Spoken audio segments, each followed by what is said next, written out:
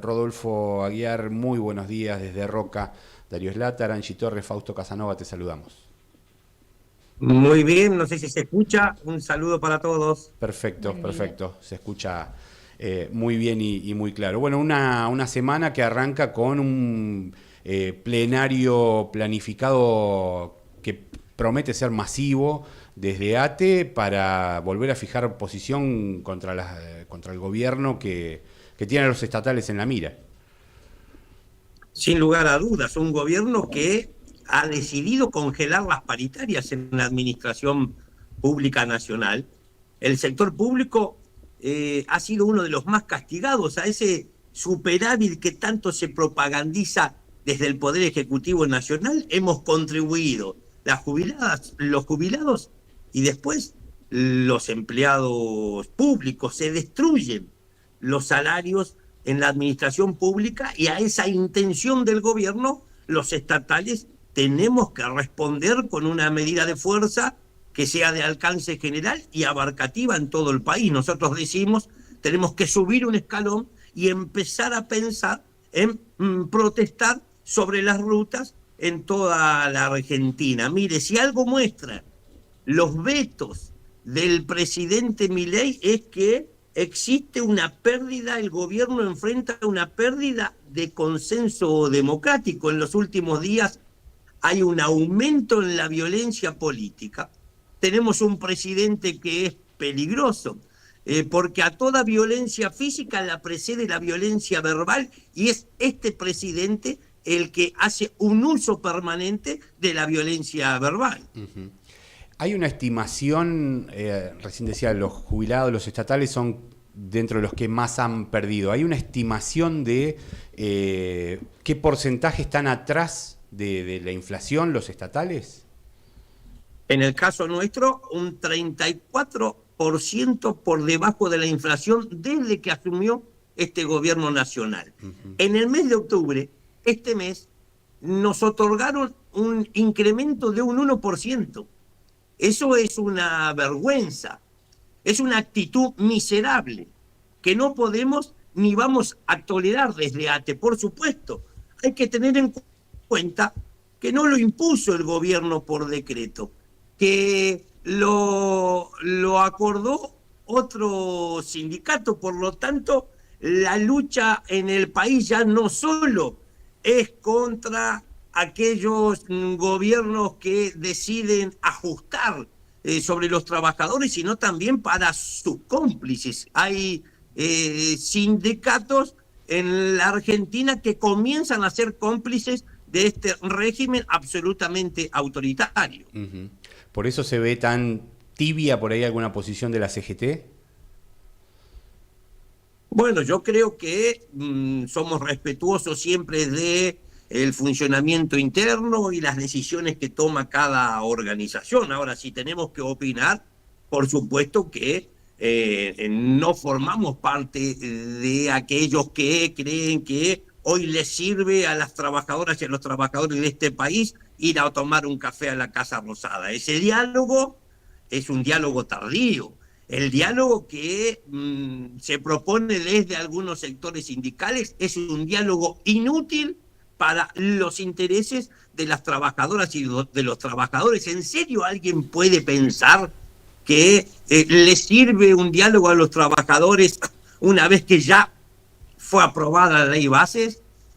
¿Sirve dialogar con un gobierno que ya reglamentó una reforma laboral que aniquila los derechos de todas y de todos los trabajadores? Me parece, frente a esta pregunta, que la respuesta clara es decir, hay un sector del sindicalismo que quiere poner en modo pausa la lucha en la Argentina. Por el contrario, nosotros creemos que el gobierno del presidente Milei pierde apoyo popular, que la gente le empieza a quitar la confianza a este gobierno nacional y no se la va a devolver. Tenemos que ser capaces de aprovechar este momento. El pueblo argentino acumula 10 meses de sufrimiento, enfrentamos de alguna manera un genocidio silencioso, la recesión. Este fin de semana largo hubo una caída de un 30% en las ventas, cae el consumo de alimentos, cae el consumo de medicamentos. La recesión que se promovió desde el gobierno se extralimitó. Hoy la recesión está fuera de control, aún para sus promotores Milei y Caputo. Rodolfo, buen día. Fausto Casanova los saluda. Quería consultarles sobre, en realidad entre esta disputa discursiva que hay entre el gobierno y también todos los sindicatos, porque no es solamente el de ATE, ¿qué autocrítica se hace desde el sindicato que también, en la opinión pública no sé si están bien vistos? Miren, nuestro caso no es nunca fue, ni con este gobierno ni con otros, ni a nivel provincial ni a nacional, me refiero a ATE, una disputa solo discursiva. Claro. No, en la calle. Discursiva sí pueden hacer otros. Yo aprendí hace muchos años que con la gacetilla de prensa no alcanza si uno después no la transforma en hechos concretos en la calle. ¿Usted está hablando con alguien que tiene la ve acá la lapicerita? Queda sin tinta recurrentemente de tantos paros que ha firmado. Discursiva no. En la calle hay que enfrentarlos a estos tipos. Entonces eso es lo primero. Usted dice lo segundo, y bueno, hay un intento de estigmatización, una campaña de desprestigio sobre los sindicatos, porque el sindicato es el último impedimento, el último obstáculo que tienen gobiernos como el de Milei para intentar avanzar sobre todos los derechos de los trabajadores. Pero claro que su observación nos hace tener una reflexión. Yo siempre dije, y si se googlea, que no puede ser que los sindicatos sigan siendo islas exentas de todo tipo de control todavía en la Argentina. Los dirigentes sindicales de alguna manera mantienen privilegios que no mantienen el resto de los actores políticos y sociales. Le doy un solo ejemplo: los funcionarios públicos están obligados a presentar una declaración jurada de bienes e ingresos y los sindicalistas no. Yo creo que llegó la hora de que la sociedad pueda conocer en qué auto anda, en qué casa vive y cuánto gana un sindicalista. Eso todavía no ocurre en la Argentina y tenemos que ser capaces de recuperar esa confianza que la sociedad ha perdido en los sindicatos. Y las transformaciones las tenemos que llevar adelante nosotros mismos, no esperar que venga un impresentable como Tetaz en el Congreso que pretenda hacer supuestamente transformaciones que doten de mayor transparencia a los sindicatos. La pregunta suya es acertada para, por supuesto, referir que el sindicalismo tiene una deuda pendiente con todo el pueblo y que es seguir transparentando, seguir democratizando su funcionamiento. Muy bien, Rodolfo, buen día, ¿cómo estás? Preguntarte acerca qué te parece, ¿no? Esto que se dio a conocer de este examen de idoneidad que se le va a hacer a los empleados públicos por parte del gobierno. Es un verso, un invento trucho, ilegal, que lo único que hace es consolidar el fraude laboral en el Estado. Un examen tendrían que rendir Adorni y de los más de 100 trolls y toda la familia de él que ya incorporó al Estado, madre, tía, hermanos y otros parientes. Porque si hubieran rendido un examen, yo tengo la sensación que no hubieran podido ingresar al Estado y estar parasitando dentro de él como está ocurriendo ahora. De todas maneras, se pueden decir tres cosas de ese anuncio del gobierno. El primero, que los exámenes ya existen. Los exámenes están comprendidos en el convenio colectivo de trabajo, que todavía Sturzenegger debe ser una de las pocas cosas que no derogó, ¿no? El 214 del 2006, y que en su artículo 11, inciso C, estipula que los procesos de evaluación y selección del personal, y que los prevé incluso mucho más exhaustivos que el anuncio que hizo el vocero presidencial. Y dice que tendrá que haber publicidad, transparencia e igualdad de trato y oportunidades para el acceso a la función pública para ingresar a planta permanente. El gobierno sí aparece diciendo una novedad en esa comunicación pública en relación a los exámenes. Dice que también van a empezar a regir a partir del 1 de enero para todos los ingresos nuevos a la administración pública.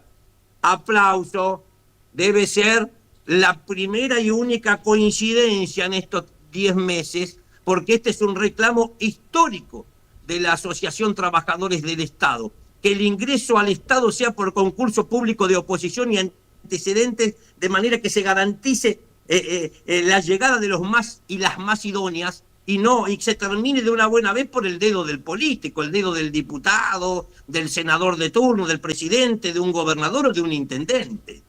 Y lo que menciona esta idea de tomar exámenes a los contratados.